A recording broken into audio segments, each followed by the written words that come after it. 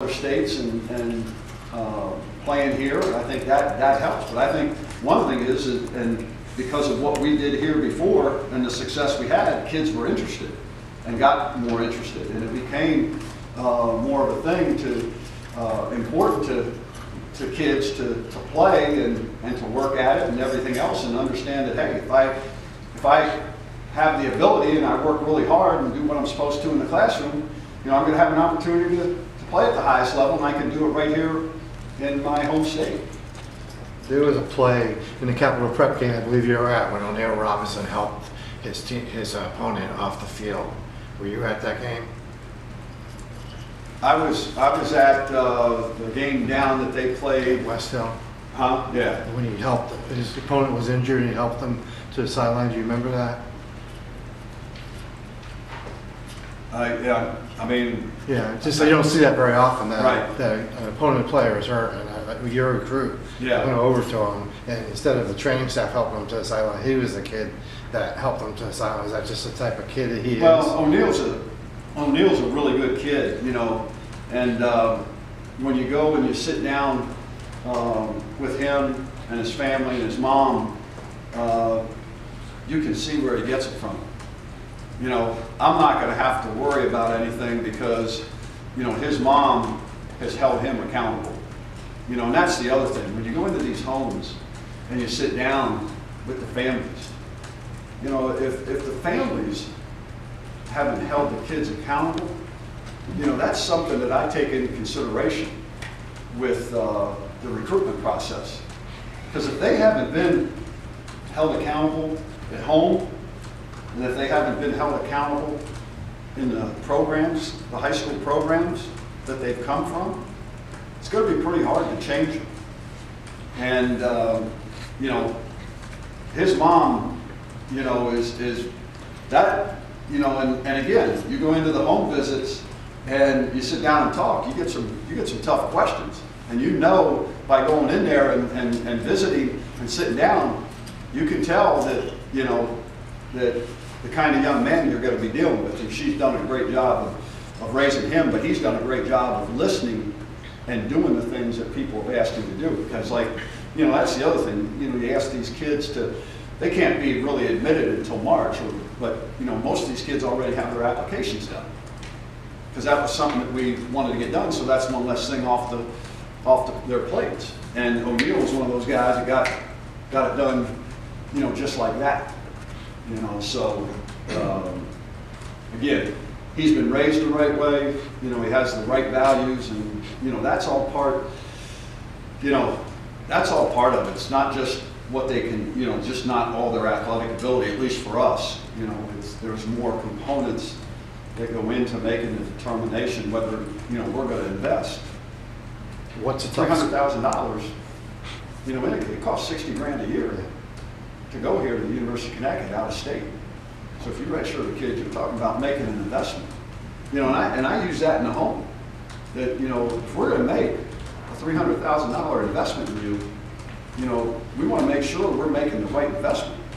And the university is entrusting me to make sure that we bring in, the right people to be here.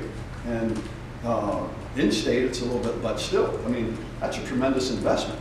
And I think that those things, need to be brought out to the young people when you recruit them, because I think that's important for them to know that they've earned it, in terms of the scholarship, and understand that. So as you go forward, hey, there's people that believe in me and are invested in me. I think that's all part of that process. What's the toughest question they asked you, the parents? I don't know if it's one that's so much tougher, but it's just, just the questions in terms of what do you do? How are you going to hold the kids accountable? And if they don't do what they're supposed to do, a lot of it is academically. And for me, it's easy because I'm the academic liaison. I meet with our SASP program people every Monday at 1:30. And I get a list of all the grades of every kid in every class. And when I get done with that, then I'll give it to the coaches. So we have 4 guys, because position coach, recruiting coach, the head coach, and their academic advisor, who's on top of it.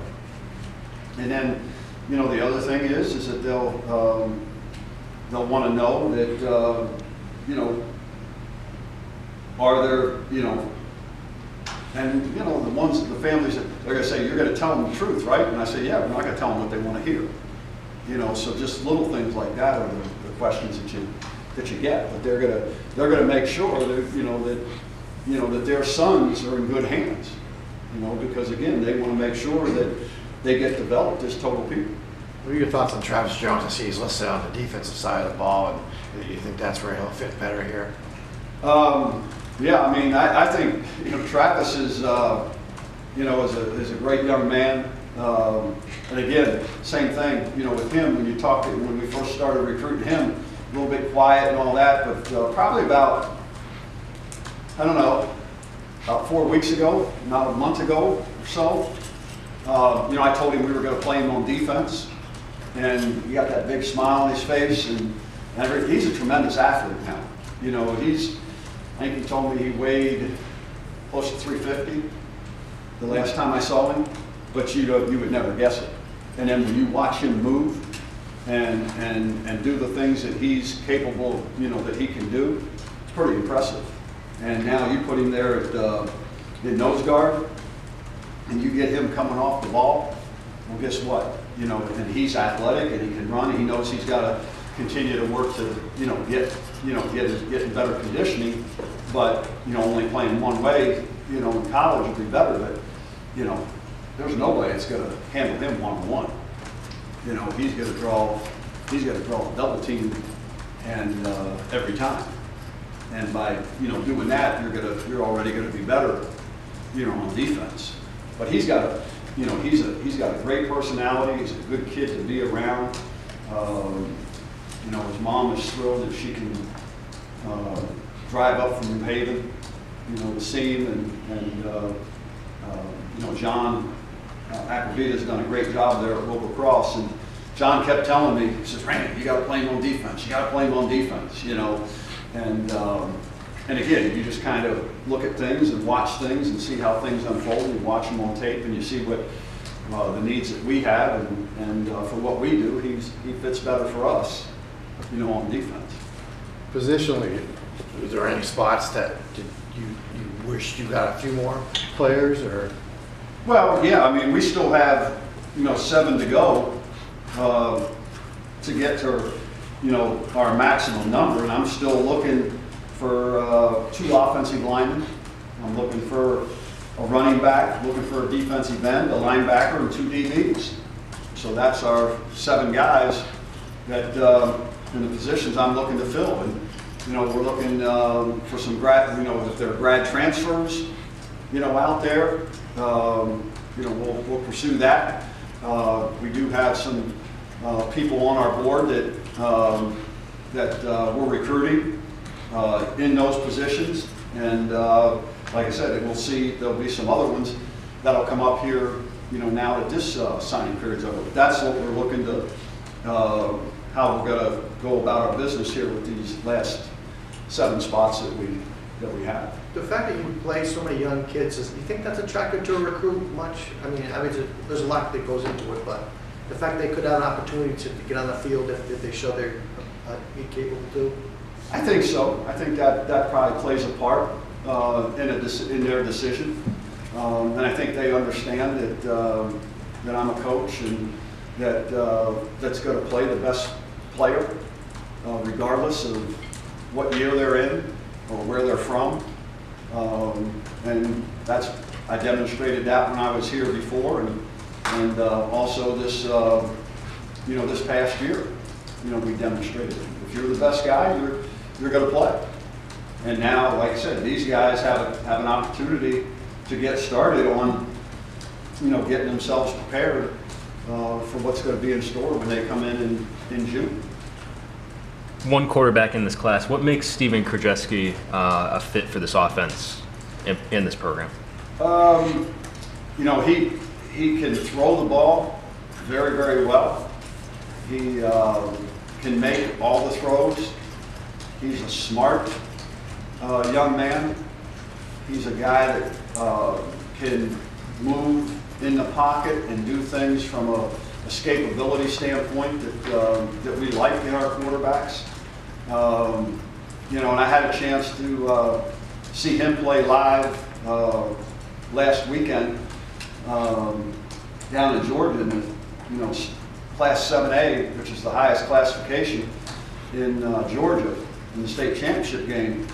And just his presence and his demeanor in terms of how he goes about playing the position is very, very impressive.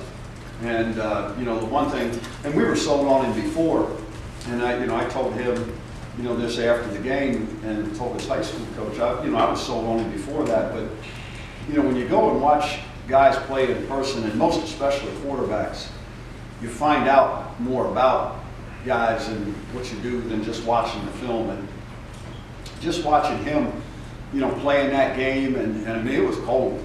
You know, it was like 32 degrees. Just watching him play, and you know, there was a couple times where, well, twice in the game, you know, that he did something that, you know, you wish he would have made a different decision than what he did. Then you watched him come off, and coach got after him and got up in him a little bit, but you know, he stood there and looked him in the eye and came off and didn't go and pout, didn't do any of those things, and just went about his business. And then, you know, there at the end of the game when they were down, and he took them the length of the field and went 4 for 4, took him 80 yards and scored a touchdown. You know, and the poise and the presence, you know, that he showed then was